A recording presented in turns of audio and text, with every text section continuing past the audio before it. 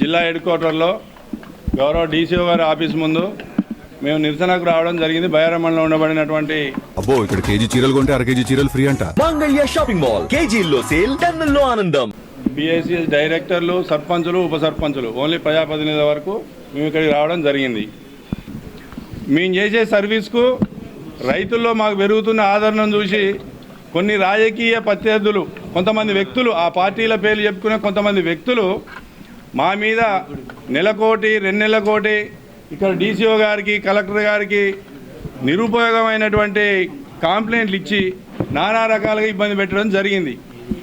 దాంట్లో భాగంగా మొన్న 14వ తారీఖు రోజు మరి డీసీఓ గారు నా సభ్యత్వము పిఐసి చైర్మన్, పర్సన్ ఇన్ఛార్జి చైర్మన్గా నేను కొనసాగుతున్న హైకోర్టు ఆర్డర్ తోటి కమిషనర్ గారు ఉత్తర్వులై కొనసాగే క్రమంలో నన్ను తొలగిస్తున్నా అని చెప్పి ఆర్డర్ ఇవ్వడం జరిగింది.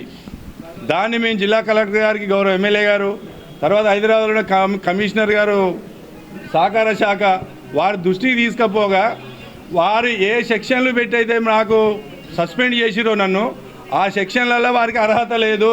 బయలా చెప్తా ఉంది, ఒక సభ్యుని తొలగించాలంటే వారికి ఏమైనా కంప్లైంట్లు వస్తే ఆ కంప్లైంట్ మీద ఎంక్వైరీ చేసి ఆ కంప్లైంట్ మా జనసభకు పంపాలి.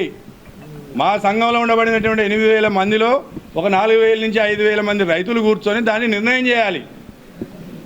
మాది ఏజెన్సీ ప్రాంతం, అక్కడ 30 నుంచి 40% రైతులకు భూములు ఉంటాయి, అన్నీ ఉంటాయి, కానీ పట్టాదారు పాస్ పుస్తకాలు ఉండవు. పట్టాదారు పాస్ పుస్తకం లేదని ఒక కారణంతో ఆమె మమ్మల్ని తీసే అధికారం వారికి లేదు. సభ్యుడికి ఉండాల్సినవి ఏంటి అండి? 300 రూపాయలు పెట్టి అలా సభ్యత్వం ఉంటే అర్హుడు, కౌలు రైతుకు ఉంటే అర్హుడు, లేదు పాడి పరిశ్రమ ఉంటే అర్హుడు, ఇతర చేతి వృత్తులు ఉంటే సంఘంలో సభ్యుడు. ఈ సభ్యత్వం తీసే అధికారం డీసీఓ గారికి లేదు.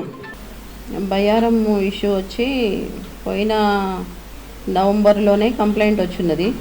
కంప్లైంట్ ఏంటంటే అక్కడ నుంచి ఒక అడ్వకేటు రజని అనే ఒక అడ్వకేటు కంప్లైంట్ చేశారు. ఆయనకి ల్యాండ్ లేకుండా సొసైటీలో కంటిన్యూ అవుతున్నాడు, ల్యాండ్ లేని వాళ్ళు సొసైటీలో మెంబర్గా ఉండకూడదని చెప్పి ఆవిడ కంప్లైంట్ చేశారు. కంప్లైంట్ చేసినప్పుడు నాకు ముందు ఉన్న డీసీఓ గారు దాని మీద ప్రాపర్గా ఎంక్వైరీ చేశారు. ఈవిడ కూడా ఆయనకి మండలంలో ఎట్లాంటి ల్యాండ్ లేదని చెప్పి తహసీల్దార్ గారితో సర్టిఫికేట్ తీసుకొని తహసీల్దార్తో ఆమె డిక్లరేషన్ తీసుకొని వచ్చి అది కలెక్టర్ గారికి ఫైల్ చేసింది. కలెక్టర్ గారి దగ్గర నుంచి మాకు పంపించారు, మాకు కూడా రిప్రజెంటేషన్ ఇచ్చింది. దాని మీద మేము డిపార్ట్మెంట్తో ఎంక్వైరీ చేయించాము, డిపార్ట్మెంట్ అసిస్టెంట్ రిజిస్ట్రార్తో ఎంక్వైరీ చేయించినప్పుడు అక్కడ సొసైటీ రికార్డులో కానీ లేకపోతే సొసైటీలో నుంచి కానీ ఆయన రూపాయి లోన్ తీసుకోలేదు, ప్లస్ ఆయన ల్యాండ్ పర్టికులర్స్ ఏవి కూడా సొసైటీలో లేవు. దీని మీద నేను మళ్ళీ తహసీల్దార్ గారికి రాయడం జరిగింది.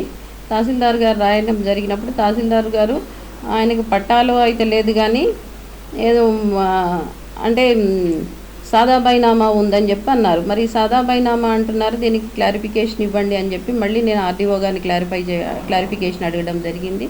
క్లారిఫికేషన్ అడిగిన తర్వాత సాదా బైనామా అనేది వాళ్ళు మాన్యువల్, అది మాకు సంబంధం లేదు, రెవెన్యూ రికార్డు ప్రకారం ఆయనకు ల్యాండ్ లేదని చెప్పి ఆర్డీఓ గారు సర్టిఫై చేసింది. మా సహకార సంఘముల చట్టం సెక్షన్ 19(1)(c) ప్రకారం ఇట్లా వ్యవసాయ సహకార సంఘాల్లో సభ్యత్వం కావాలంటే కంపల్సరీగా ల్యాండ్ కలిగి ఉండాలి. అది ఆ క్లాజ్ ఆయనను కూడా దీని మీద ఎక్స్ప్లెనేషన్ అడిగాము. ఆయన రిటర్న్గా ఎక్స్ప్లెనేషన్ ఇచ్చాడు. ఇచ్చిన దాంట్లో కూడా ఆయనకి ఎక్కడ ల్యాండ్ ఉంది, పలానా చోట నాకు ఉందనే మాట చెప్పలేదు. ఆయన ఒక డాక్యుమెంట్ కూడా ఆయన ఇవ్వలేదు.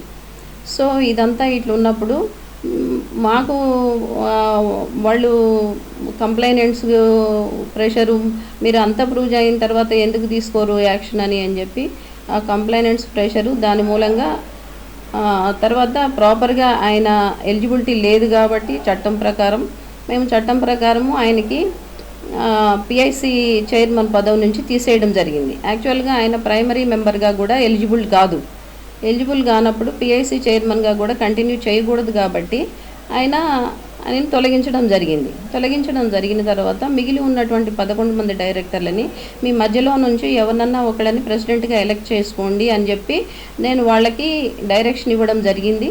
దాని ప్రకారం అక్కడున్న సెక్రటరీ వాళ్ళ ప్రెసిడెంట్లందరినీ కూడా మీటింగ్ పిలిచి ఫస్ట్ రోజు మీటింగ్ పెడితేనేమో వాళ్ళకందరికీ నోటీసులు ఇచ్చి నోటీసులు అందరూ కూడా వాళ్ళ సంతకాలతో తీసుకున్న తర్వాత మీటింగ్ పెట్టినప్పుడు 3 మాత్రమే డైరెక్టర్లు అటెండ్ అయ్యారు. తెల్లవారి మళ్ళీ పోస్ట్పోన్ చేసి మళ్ళీ మీటింగ్ నోటీస్ ఇచ్చి మళ్ళీ తెల్లవారి కూడా మీటింగ్ పెట్టారు. మీటింగ్ పెట్టినప్పుడు ఆ మీటింగ్కి ఎవరూ రాలేదు. అందరూ ఎమ్మెల్యే గారు పిలుస్తున్నారని చెప్పి ఎమ్మెల్యే గారి క్యాంప్ ఆఫీస్కి వెళ్ళారట, ఎవరూ రాలేదు.